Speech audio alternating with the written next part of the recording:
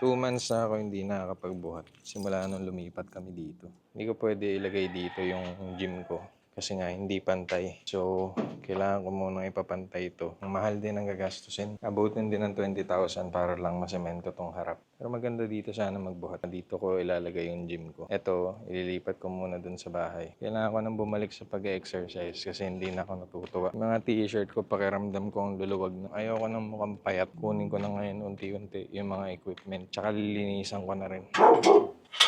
Hi!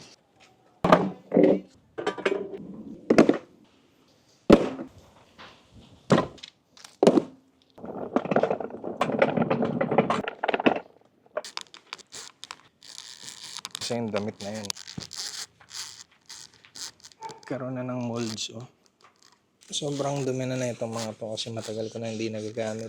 Kala ko nga dati porket may home gym, araw-araw na ako makakapag-gym pero pag naiba talaga yung focus, wala.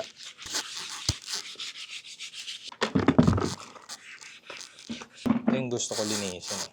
Ayun, oh. Puro alikabok na. Balawan ko muna.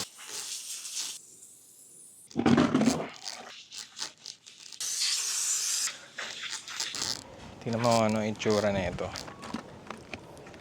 Nangingitim, oh. Ooh.